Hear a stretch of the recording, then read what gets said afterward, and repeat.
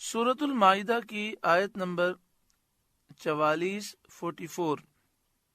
سورۃ المائدہ کا 7واں رکوع، چھٹے پارے کا 11واں رکوع۔ انا انزلنا التوراۃ فیہا ھدی ونور، بے شک ہم نے توریت اتاری، اس میں ہدایت اور نور ہے۔ یحکم بہا النبیون الذین اسلموا للذین ہادوا، اس کے مطابق یہودیوں کو حکم دیتے تھے ہمارے فرمانبردار نبی، والربانیون، اور عالم، ربانی اس عالم کو کہتے ہیں جو باعمل ہو، والاحبار، اور فقیہ جو زاہد تھے۔ اللہ تعالیٰ کے نبی اور نبی کو ماننے والے علماء اور احبار توریت کو جو مانتے تھے، یعنی بنی اسرائیل، انہیں وہ حق بات بتاتے تھے۔ پھر دوبارہ اس کو سماعت فرمائیں، انا انزلنا التوراۃ فیہا ھدی ونور، بے شک ہم نے توریت اتاری، اس میں ہدایت اور نور ہے۔ توریت اللہ کی کتاب ہے، یہودیوں نے اس میں رد و بدل کیا، لیکن توریت جو آسمان سے نازل ہوئی اس میں ہدایت بھی ہے اور نور بھی ہے۔ یحکم بہا النبیون الذین اسلموا للذین ہادوا والربانیون والاحبار، اس توریت کے مطابق یہودیوں کو حکم دیتے تھے ہمارے فرمانبردار نبی اور عالم اور فقیہ۔ للذین ہادوا سے مراد ہم نے ترجمہ کیا یہودی، اس کے لفظی معنی ہوتے ہیں وہ لوگ جو ہدایت یافتہ تھے۔ یہودیوں کا دعویٰ یہ تھا کہ ہم ہدایت یافتہ ہیں اور وہ توریت پر ایمان لائے، تو ان لوگوں کو تمام نبیوں نے توریت کے احکام پڑھ پڑھ کے سنائے، اور جو عالم تھے، فقیہ تھے، متقی پرہیزگار مبلغین تھے، انہوں نے بھی توریت کے احکام انہیں سکھائے۔ بما استحفظوا من کتاب اللہ، کہ ان سے اللہ کی کتاب کی حفاظت چاہی گئی تھی۔ انہیں یہ حکم تھا کہ کتاب کو اپنے سینوں میں محفوظ رکھیں اور اس کے درس میں مشغول رہیں تاکہ وہ کتاب فراموش نہ ہو اور اس کے احکام ضائع نہ ہوں۔ توریت کے مطابق انبیاء کا حکم دینا جو اس آیت میں مذکور ہے، اس سے ثابت ہوتا ہے کہ ہم سے پہلی شریعتوں کے جو احکام اللہ اور رسول نے بیان فرمائے ہوں اور ہمیں ترک کا حکم نہ دیا ہو، منسوخ نہ کیے گئے ہوں، وہ ہم پر لازم ہوتے ہیں۔ یہ بات سعد الافاضل علیہ رحمہ نے لکھی کہ پچھلی شریعتوں کے احکام اللہ نے اور اس کے رسول صلی اللہ علیہ وسلم نے بیان کیے اور انہیں منسوخ کرنے کا حکم نہیں بیان کیا، انہیں چھوڑنے کا ہمیں حکم نہیں بیان کیا، تو وہ حکم بھی ہم پر لازم ہو جاتے ہیں۔ وَكَانُوا عَلَيْهِ شُهَدَاءَ، اور وہ اس پر گواہ تھے۔ فَلَا تَخْشَوُا النَّاسَ، تو لوگوں سے خوف نہ کرو۔ اے یہودیوں، تم سید عالم صلی اللہ علیہ وآلہ وسلم کی نعت و صفات اور رجم کا حکم جو توریت میں مذکور ہے، اس کو بیان کرنے میں فلا تخشوا الناس، تو لوگوں سے خوف نہ کرو، لوگوں کو بتاؤ حقیقت اور حق بات لوگوں کے سامنے بیان کرو، اس سے خوف نہ کرو۔ وَاخْشَوْنِی، اور مجھ ہی سے ڈرو۔ کتنا پیارا حکم ہے۔ آج اگر امت مسلمہ اپنے دل سے لوگوں کا خوف نکال دے اور حق بات کا اظہار ہو اور اللہ تعالیٰ سے انسان ڈرے، تو سارے معاملات درست ہو جاتے ہیں۔ بہت سے ہمارے ایسے لوگ ہیں جو کبھی صدر سے ملاقات کے لیے جاتے ہیں، کبھی وزیر اعظم سے، کبھی گورنر سے، کبھی وزیر اعلیٰ سے، کبھی کہاں میٹنگ ہوتی ہے، کبھی کون سا شخص ان سے ملنے کے لیے آتا ہے۔ اگر اس وقت وہ ان سے نہ ڈریں اور ان کے سامنے حق بات کہہ دیں اور انہیں یہ بتائیں کہ آپ نے یہ جو کام کیا ہے یہ شریعت کے خلاف ہے، اسلام کے خلاف ہے، تو ہمارے بہت سے مسئلے حل ہو جائیں۔ لیکن افسوس ہوتا ہے ایسے لوگوں کو گلے لگایا جاتا ہے، ان کی تعریفیں کی جاتی ہیں، لیکن حق کا اظہار نہیں کیا جاتا، اور جب سمجھایا جائے تو کہتے ہیں کہ یہ حکمت کے خلاف ہے، یہ ناراض ہو جائے گا، یہ قریب کیسے آئے گا۔ اللہ فرماتا ہے فلا تخشبوا الناس واخشونی، تو لوگوں سے خوف نہ کرو اور مجھ سے ڈرو۔ ولا تشتروا بآیاتی ثمنا قلیلا، اور میری آیتوں کے بدلے ذلیل قیمت نہ لو۔ یعنی اللہ تعالیٰ کے جو احکام ہیں ان احکام میں تبدیلی تم نہ کرو، یہ تبدیلی کرنا ممنوع ہے، چاہے لوگوں کے خوف کی وجہ سے تم تبدیلی کرو، ان کو راضی کرنے کے لیے کرو، یا مال، عزت یا رشوت کی طمع میں کرو، یہ سب آخرت میں برباد کرنے والے اعمال ہیں۔ تمہیں آخرت کی فکر کرنی چاہیے۔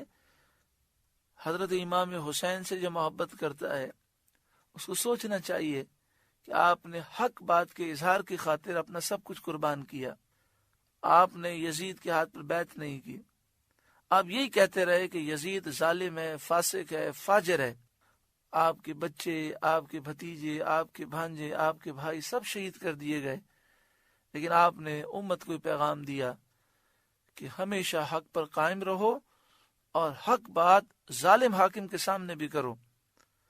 وَمَن لَّمْ يَحْكُمْ بِمَا أَنزَلَ اللَّهُ، اور جو اللہ کے اتارے پر حکم نہ کرے، یعنی جو اللہ کے حکم کے مطابق حکم بیان نہ کرے اور اس حکم کا انکار کر دے، فَأُولَٰئِكَ هُمُ الْكَافِرُونَ، وہی لوگ کافر ہیں۔ وَكَتَبْنَا عَلَيْهِمْ فِيهَا أَنَّ النَّفْسَ بِالنَّفْسِ، اور ہم نے توریت میں ان پر واجب کیا کہ جان کے بدلے جان ہے۔ یہاں پر یہ بات یاد رکھیں کہ یہ احکام تو توریت کے ہیں، لیکن ابھی آپ سن چکے کہ اللہ اور اس کے رسول صلی اللہ علیہ وآلہ وسلم پچھلی کتابوں کے احکام ہمیں بیان کریں، اور پھر یہ بیان نہ ہو کہ یہ احکام تمہارے لیے منسوخ ہیں، تم عمل مت کرنا۔ اگر یہ بیان نہ ہو تو یہ احکام پر بھی عمل کرنا ہم پر لازم ہو جاتا ہے۔ تو یہاں پر توریت کے احکام بیان ہوئے، اور یہ نہیں بیان ہوا کہ یہ احکام ان کے لیے تھے، تم عمل مت کرنا، لہذا ان پر عمل کرنا ہم پر لازم ہے۔ ان النفس بالنفس، جان کے بدلے جان، یعنی اگر کسی نے کسی کو قتل کیا تو اس کی جان مقتول کے بدلے میں لی جائے گی۔ اب چاہے وہ مقتول مرد ہو، عورت ہو، آزاد ہو، غلام ہو، مسلمان ہو، ذمہ ہو۔ ہوتا یہ تھا کہ اگر کوئی شخص کسی عورت کو قتل کر دیتا تو کہتے کہ قاتل مرد ہے اور مرنے والی عورت ہے، تو عورت کے بدلے میں اس مرد کو قتل نہیں کریں گے۔ تو اس کا رد فرمایا گیا کہ توریت میں یہ حکم تھا ان النفس بالنفس، جان کے بدلے جان، والعین بالعین، اور آنکھ کے بدلے آنکھ۔ کسی نے جان بوجھ کر کسی کی آنکھ پھوڑ دی تو اس کے بدلے میں آنکھ پھوڑی جائے گی۔ والانف بالانف، اور ناک کے بدلے ناک۔ والاذن بالاذن، اور کان کے بدلے کان۔ والسن بالسن، اور دانت کے بدلے دانت۔ والجروح قصاص، اور زخموں میں بدلہ ہے، یعنی زخموں میں بھی برابری کی رعایت کرنا ضروری ہے۔ کسی نے وار کر کے کسی کو زخمی کر دیا تو بدلے میں اتنا ہی زخمی کیا جائے گا۔ شرعی عدالت کے تحت یہ فیصلے ہوں گے، حاکم اسلام کے حکم کے مطابق یہ فیصلے ہوں گے۔ فمن تصدق به فهو کفارۃ اللہ، پھر جو دل کی خوشی سے بدلہ کرا دے تو وہ اس کا گناہ اتار دے گا۔ اس آیت کے بارے میں دو تفسیریں ہیں۔ ایک تو یہ کہ جو قاتل ہو، جس نے جرم کیا ہے، وہ اپنے جرم پر شرمندہ ہو جائے، گناہ کے وبال سے بچنے کے لیے بخوشی حاضر ہو جائے اور کہے کہ مجھے سزا دی جائے، میں قصاص دینے کے لیے تیار ہوں۔ پھر اسے اگر سزا مل جائے تو یہ سزا اس کے گناہوں کو مٹا دے گی آخرت میں اس پر عذاب نہ ہوگا۔ اور بعض مفسرین نے فرمایا کہ یہاں یہ مراد ہے فمن تصدق به فهو کفارۃ اللہ، جو صاحب حق معاف کر دے تو یہ اس کے لیے کفارہ ہے، یعنی مقتول کے ورثہ اگر قصاص نہ لیں اور معاف کر دیں تو یہ معاف کرنا ان کے گناہوں کو معاف کر دے گا۔ تفسیر احمدی میں ہے کہ یہ آنکھ کے بدلے آنکھ، ناک کے بدلے ناک جو مسائل بیان ہوئے یہ اسی وقت واجب ہوں گے جب صاحب حق معاف نہ کرے۔ اگر صاحب حق معاف کر دے تو قصاص معاف ہو جائے گا۔ مثلا کسی کی آنکھ کسی نے پھوڑ دی اور پھر وہی شخص جس کا حق بنتا تھا کہ مطالبہ کرے کہ مجھے بدلہ دلایا جائے، وہی اگر معاف کر دے تو پھر حاکم اسلام بھی معاف کر دے گا اور وہ بدلہ نہیں لے گا۔ وَمَن لَّمْ يَحْكُم بِمَا أَنزَلَ اللَّهُ فَأُولَٰئِكَ هُمُ الظَّالِمُونَ، اور جو اللہ کے اتارے پر حکم نہ کرے تو وہی لوگ ظالم ہیں۔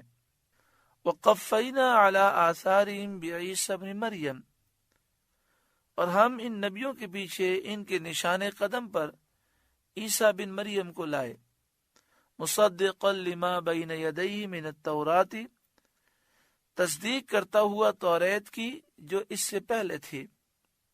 توریت کے احکام کے بیان کے بعد انجیل کے احکام کا ذکر شروع ہوا اور بتایا گیا کہ حضرت عیسیٰ علیہ السلام توریت کی تصدیق کرنے والے ہیں۔ عیسیٰ علیہ السلام نے یہ بات بتائی کہ توریت اللہ کی طرف سے نازل ہوئی ہے، اور حضرت عیسیٰ علیہ السلام نے توریت پر عمل کرنے کا حکم دیا۔ پھر اللہ تعالیٰ کے حکم سے حضرت عیسیٰ علیہ السلام نے احکام میں تبدیلی فرمائی، اور انجیل میں جو مختلف احکام آئے جو توریت سے مختلف تھے وہ آپ نے بیان فرمائے، اور جب تک یہ چیزیں نازل نہیں ہوئی تھی آپ لوگوں کو توریت پر عمل کرنے کا حکم فرماتے۔ تو توریت اور انجیل میں چند احکام میں فرق ہے، جس طرح توریت انجیل کے احکام اور قرآن کے احکام میں فرق ہے۔ اصول تو ہر کتاب میں ایک ہی ہیں، عقائد جو بنیادی ہیں وہ ہر کتاب میں ایک ہی ہیں۔ حضرت آدم علیہ السلام سے لے کر پیارا آقا صلی اللہ علیہ وآلہ وسلم نے ایمان کے بنیادی اصول جو بیان فرمائے وہ ایک ہی ہیں، ہاں شریعت کے بعض احکام میں فرق ہے۔ وَآتَيْنَاهُ الْإِنْجِيلَ فِيهِ هُدًى وَنُورٌ، اور ہم نے عیسیٰ بن مریم کو انجیل عطا کی جس میں ہدایت و نور ہے۔ وَمُصَدِّقًا لِمَا بَيْنَ يَدَيْهِ مِنَ التَّوْرَاةِ، اور تصدیق فرماتی ہے توریت کی کہ اس سے پہلے تھی۔ یہ انجیل اس توریت کی تصدیق فرماتی ہے جو انجیل سے پہلے تھی۔ وَهُدًى وَمَوْعِظَةً لِلْمُتَّقِينَ، اور یہ ہدایت ہے اور پرہیزگاروں کے لیے نصیحت ہے۔ اس آیت میں انجیل کے لیے لفظ ہدن دو جگہ ارشاد ہوا۔ پہلے فرمایا وَآتَيْنَاهُ الْإِنْجِيلَ فِيهِ هُدًى وَنُورٌ، اور ہم نے عیسیٰ بن مریم کو انجیل دی، اس میں ہدایت و نور ہے۔ یہاں ہدایت سے مراد یہ ہے کہ انجیل وہ کتاب ہے جو جہالت کو دور کرتی ہے، گمراہی کو دور کرتی ہے۔ اور پھر آگے فرمایا من التوراۃ وہدی وموعظۃ للمتقین، یہاں ہدایت سے مراد ہے کہ انجیل میں نبی اکرم صلی اللہ علیہ وآلہ وسلم کی آمد کا ذکر ہے، اور یہ نبی اکرم صلی اللہ علیہ وآلہ وسلم کی آمد کا راستہ لوگوں کو بتاتی ہے کہ یہ وہ پیارے آقا ہیں کہ جن پر تم ایمان لاؤ گے تو ایمان لا کر اللہ کا قرب پا جاؤ گے۔ وَلْيَحْكُمْ أَهْلُ الْإِنْجِيلِ بِمَا أَنزَلَ اللَّهُ فِيهِ، اور چاہیے کہ انجیل والے حکم کریں اس پر جو اللہ نے اس میں اتارا، یعنی انجیل والوں کو چاہیے کہ وہ انجیل کے احکام پر عمل کریں، اس لیے انجیل نازل ہوئی۔ وَمَن لَّمْ يَحْكُمْ بِمَا أَنزَلَ اللَّهُ فَأُولَٰئِكَ هُمُ الْفَاسِقُونَ، اور جو اللہ کے اتارے پر حکم نہ کرے تو وہی لوگ فاسق ہیں۔ یہاں مراد یہ کہ اہل انجیل کو چاہیے تھا کہ وہ انجیل کے احکام پر عمل کرتے، یعنی سید انبیاء صلی اللہ علیہ وسلم پر ایمان لاتے، جو کہ انجیل میں یہ حکم ہے، یہ اہل انجیل سے مطالبہ ہے انجیل کا۔ وَأَنزَلْنَا إِلَيْكَ الْكِتَابَ بِالْحَقِّ، اور اے محبوب ہم نے آپ کی طرف سچی کتاب اتاری، مُصَدِّقًا لِمَا بَيْنَ يَدَيْهِ مِنَ الْكِتَابِ، جو پچھلی کتابوں کی تصدیق فرمانے والی ہے، پچھلی کتابوں کی تصدیق فرماتے ہوئے آئی ہے، وَمُهَيْمِنًا عَلَيْهِ، اور ان پر محافظ اور نگہبان ہے، گواہ ہے۔ فَاحْكُم بَيْنَهُمْ بِمَا أَنزَلَ اللَّهُ، تو ان میں فیصلہ کریں اللہ کے اتارے سے۔ یعنی جب اہل کتاب اپنے مقدمات آپ کی طرف رجوع کریں تو آپ صلی اللہ علیہ وسلم قرآن پاک سے فیصلہ فرمائیں۔ وَلَا تَتَّبِعْ أَهْوَاءَهُمْ عَمَّا جَاءَكَ مِنَ الْحَقِّ، اور اے سننے والے ان کی خواہشوں کی پیروی نہ کرنا اپنے پاس آیا ہوا حق چھوڑ کر۔ اے قرآن پڑھنے والے، یہود و نصارہ کی خواہشات کی پیروی نہ کرنا، حق کا دامن مضبوطی سے تھامنا۔ لِكُلٍّ جَعَلْنَا مِنْكُمْ شِرْعَةً وَمِنْهَاجًا، ہم نے تم سب کے لیے ایک ایک شریعت اور راستہ رکھا، یعنی عقائد تو ایک ہی ہیں، اسلام کی بنیادی تعلیمات ایک ہی ہیں، لیکن ہر نبی کے دور میں دور کے تقاضوں کے مطابق شرعی احکام، نماز، روزے، زکوٰۃ کے احکام مختلف رہے۔ وَلَوْ شَاءَ اللَّهُ لَجَعَلَكُمْ أُمَّةً وَاحِدَةً، اور اللہ چاہتا تو تم سب کو ایک ہی امت کر دیتا۔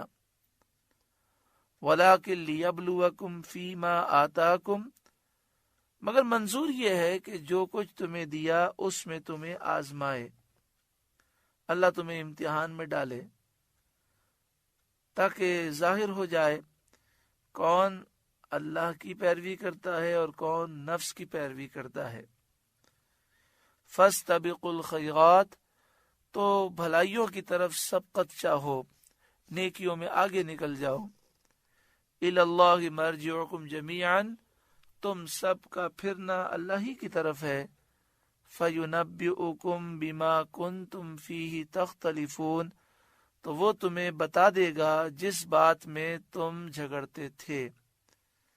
وَأَنِحْكُمْ بَيْنَهُمْ بِمَا أَنزَلَ اللَّهُ، اور یہ کہ اے مسلمان اللہ کے اتارے پر حکم کر، جو اللہ نے حکم نازل کیا اسی حکم کو بیان کر، اسی پر فیصلہ کر۔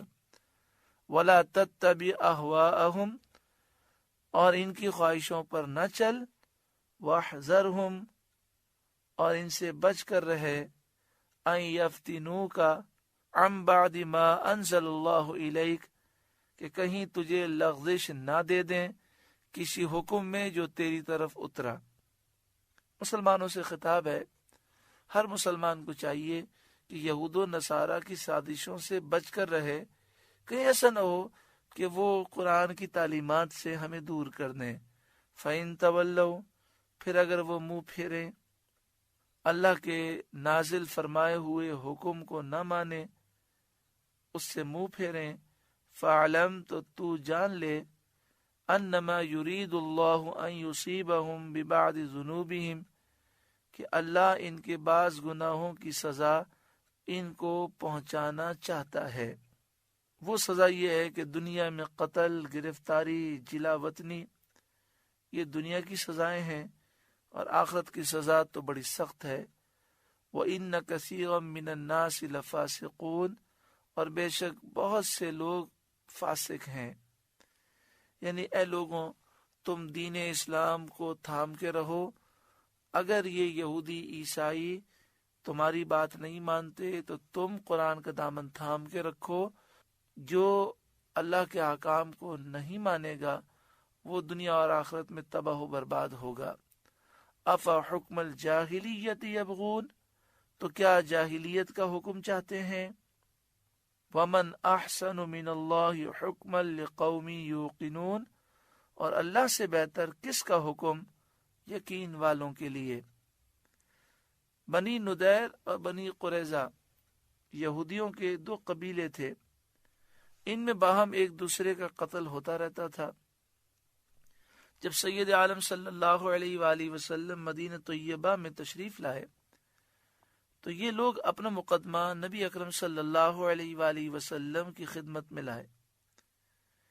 بنو قریظہ نے کہا کہ بنو نذیر ہمارے بھائی ہیں، ہم اور وہ ایک ہی دادا کی اولاد ہیں، ایک دین رکھتے ہیں، ایک کتاب توریت مانتے ہیں، لیکن اگر بنو نذیر ہم میں سے کسی کو قتل کریں تو اس کی دیت میں ہم کو 70 وسق کھجوریں دیتے ہیں، اگر ہم میں سے کوئی ان کے کسی آدمی کو قتل کرے تو ہم سے اس کی دیت میں 140 وسق لیتے ہیں، یعنی ڈبل لیتے ہیں، آپ اس کا فیصلہ فرما دیں۔